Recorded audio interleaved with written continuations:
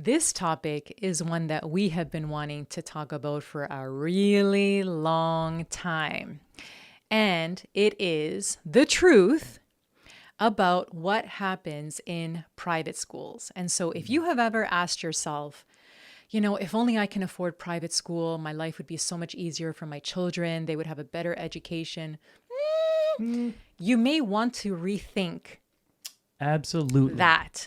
And of course, we have to say this does not go for all private schools. I'm sure there are private schools that are absolute perfection and lovely and wonderful for their students and the community. And the teachers and the programs and some individuals come out of those private schools doing some incredible things. So we're not saying all private schools, just this is our personal experience. More for people who don't have a lot, who don't come from a lot, as we didn't. So we started from the bottom. Now we're here. And so we had always dreamed, what would it be like to send our kids to a private school? Right. And again, Papa and I are both immigrants. You were born in Chile. I was born in Uruguay. We worked really hard to build everything that we have. And we thought, let's send our kids to private school. Yeah. Okay. And for those of you who are curious, how much did it cost? Ooh. I did that on purpose. I'm getting. He wasn't expecting me to say that. It cost a lot. It was wasn't it like $42,000 per kid or something like that? 42 or 34? Okay, $34,000 per kid. Okay, so $34,000 per child per year. 34 to send them to a private school. And again, here's us.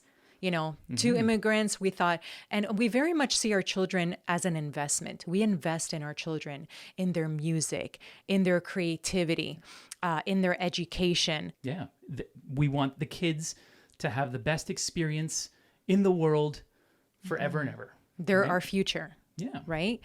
And so we thought if we send them to this school, which by the way, we went for a tour first. Oh, well, the tour was magical. And they get these kids, I don't know where they fly them in from. They have wings. They're incredible. These kids are wings amazing. Who take you on this tour and the building looks like Hogwarts. Yeah. Right? It's beautiful. And you're just like, oh my gosh, can you imagine being here as a young person and the cafeteria and the food and it's all just incredible, right? And so you're just like, take my money. Right. Because for me, very much, I always tell this story. I know you're tired of hearing it, but I thought, here, I will give you my children and I will get back. Let's see, who are we going to get back? Prince William and Prince Harry. Prince right? William hold on, wait a second. I love this. I love it when Mama B says that. And here we're going to get Prince William and Prince Harry. Yeah, because when, they walk around and they hold their jackets and they have manners and they can speak and they know how to look at people in the eye and they're so eloquent Mama B, and they're so charming. I've seen The Crown, Mama B. I know what goes behind those doors. I know, man. I don't know if we can actually use that analogy, Prince William and Prince Harry. The monarchy is I don't know, man. We're just going to leave. You know what? Hey, man, whatever. But you understand what I'm saying? I know what you're saying. You think that they're going to come back and they're so educated and absolutely. poised and, Manners. polished. And polished. Oh, yeah. Polished. So, we send our kids.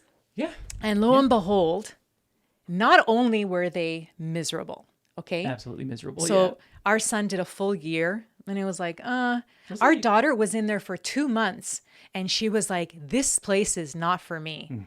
And I'm like, what are you talking about? Gabby, are you insane? She's like, no, Mama, you don't know what it's like. You have no idea. And I was like, ¿Qué? La madre latina, ¿qué? Now, again, we met a lot of nice families there, a lot of lovely families that we are still friends with. Not everyone is reflective of what we are going to say. Right. Okay? Yeah.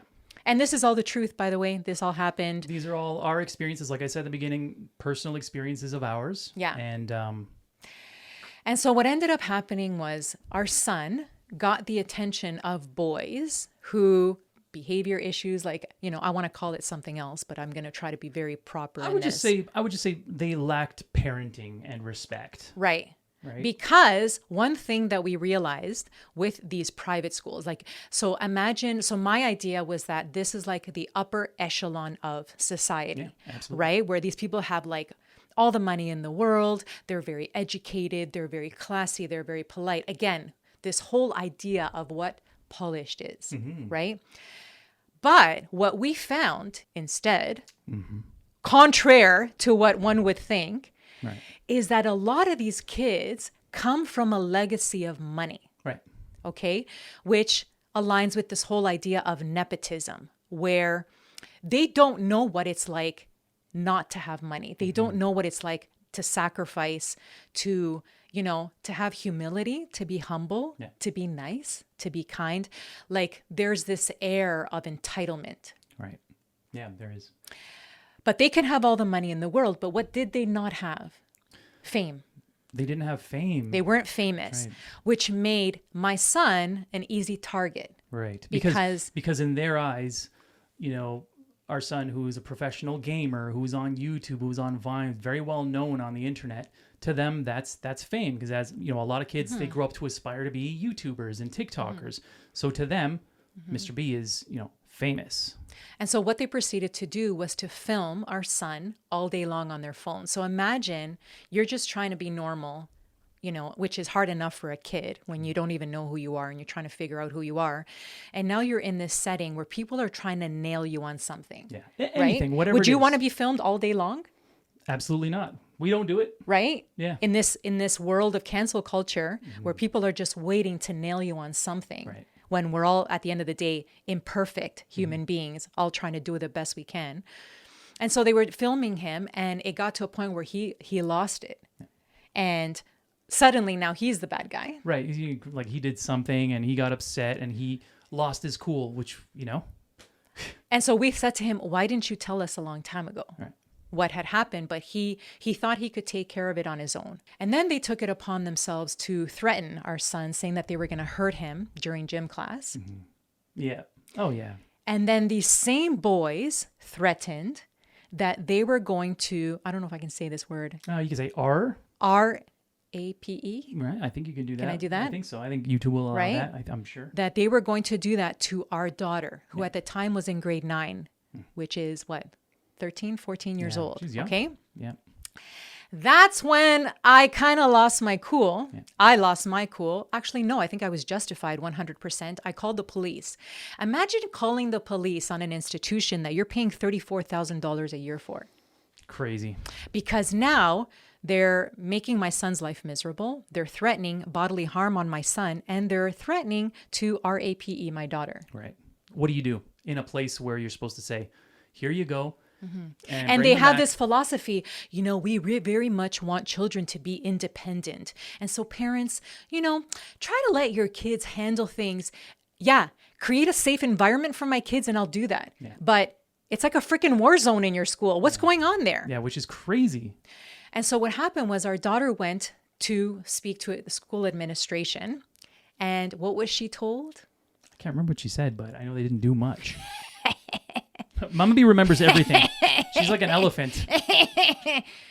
Boys will be boys. Oof. No. Boys will have manners. Boys will have integrity. Boys will have kindness. Boys will have respect. Boys will be educated. Boys will not say that they are going to RAPE you and you need to just take it because boys will be boys. And so, of course, my daughter went back to her class, and as she's walking down the hall, she sees a big plaque on the wall from this family whose son was the main ringleader, right? This family donated $100,000 to the school. Very good. And so that's what it comes down to, is the more money you have in these institutions. And imagine we're famous YouTubers, and we can't roll with the kind of money that these people we don't have. roll with that kind of Okay? money. Yeah. Okay. Why do you think we're still creating content? This is our, this is what we do. Okay, We love, but we ain't again, making that kind of money. This is for the parents who wonder, would all my problems be solved by sending my kid to private school? No, because now you have a different set of problems where now the school bully, his parents are donating hundreds of thousands of dollars, Okay. Yeah, they're funding the school. And these are the same kids who are getting awards for everything. Is it a coincidence, Papa B? No, I don't think so. And again, this is our experience. Maybe this has never happened in the history of anyone private schools, else. in the history of that school to anybody. But you know what? It happened to us, and maybe it was just a one-off deal, and it'll never happen again. But it happened. It happened. And so our children did not feel safe at that school, and we had to pull them out.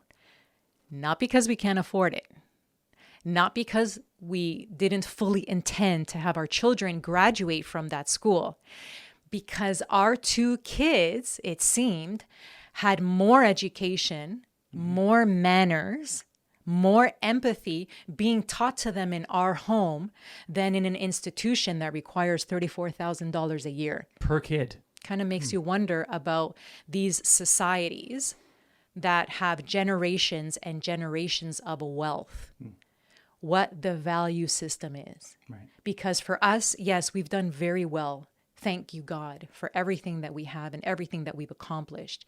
But we are still the most humble people. Yeah. And I love when people say that. You guys are so nice. You're just so humble. You're so real. You're so authentic. Because we know where we came from. Yeah, we know where we started. We started from nothing. And I've said this before. I had 3 jobs. You know, Mama B was cleaning houses.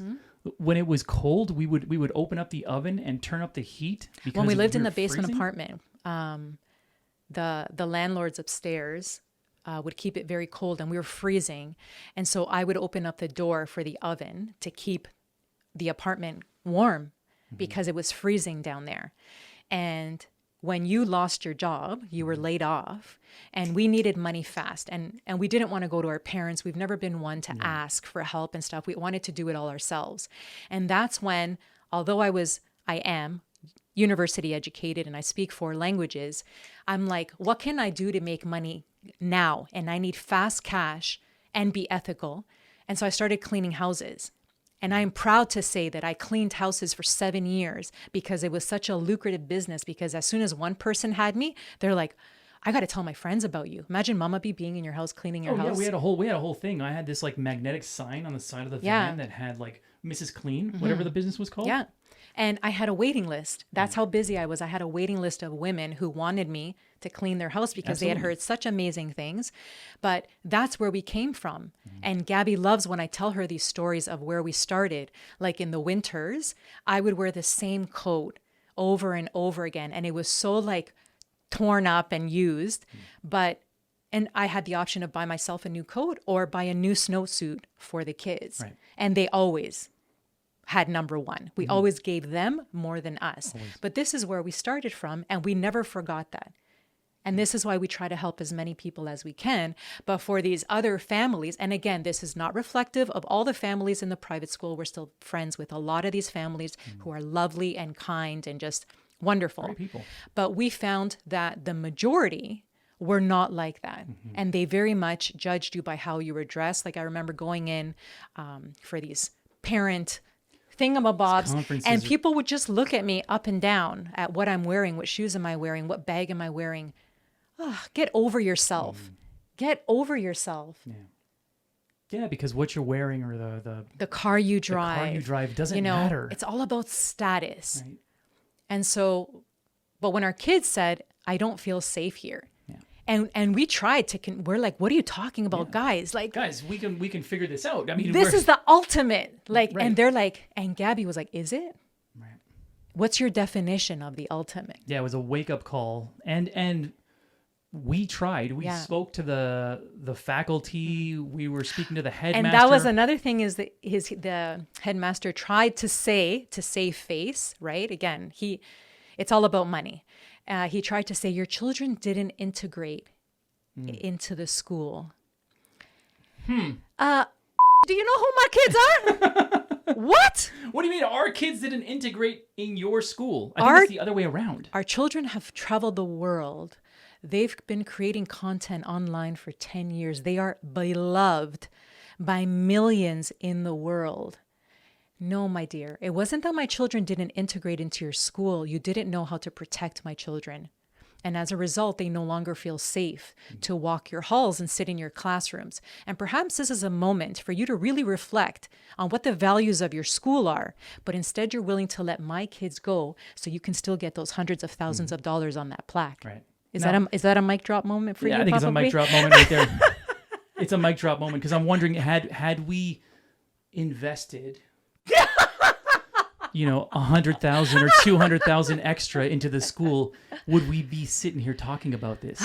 I would rather give that money to refugees. I would rather give that money to women who are domestic violence survivors. I would rather give that money to food banks. I would rather give that money to anything instead of lining pockets to bribe my children into getting awards and grades they didn't earn. Wow, that's another mic drop moment right there, Mama B. Again, it's our experience.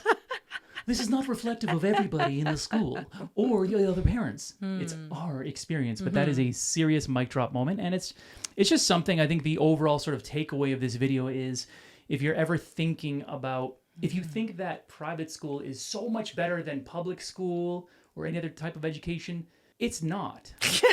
Like it might be, but it might be not, right? Yeah. It's just because you put money into something and you think that it's going to be more expensive, that you're actually going to get much more value out of it, or your children are going to get value. It's not always the case. And that's sort of like the whole point of all this, just in case, because when we were starting out, like when we were actually going to put our kids in the private school, I wish we had a video like this where someone would say, look, you may want to sort of look into this a little bit further, a little investigation, because it might not be what it seems for this school or that school or whatever. But you live and you learn, like everything, right? Yeah, and this is mostly for immigrants, people who come from not a lot, who are struggling, who are working their tail off to put food on the table, who think, if only I had that opportunity. I can tell you that we had that opportunity and we took our kids out. And now, so that they are safe, they do online learning from home. They love being here. They love the flexibility of being able to jump on the computer anytime they want to log in. They still get their grades. We have an amazing tutor that works with them. And so at the end of the day, the message is, all that glitters is not gold. Just remember that. You might think that the grass is greener on the other side, but that's because it's been spray painted. And they donated that grass. And it's worth $100,000. Oh. I love that we can be real.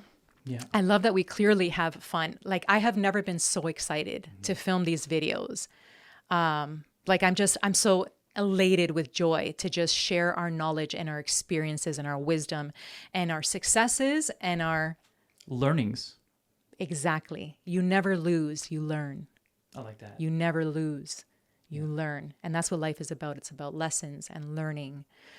And also about people like you who love to learn, love to listen, and love to leave comments. So please, please, please let us know your thoughts. Let us know if you've had experience with private schools, if you were under the illusion that it is the end all and be all and solves all your problems. And let us know topics, what you'd like us to discuss, talk about. And until next time, all that glitters is not gold. All that glitters is not gold. All that glitters is not... I learned my car keys a lot. You learned? Yeah, because you say, like, you don't lose, you learn. I've learned my car keys. Okay, bye.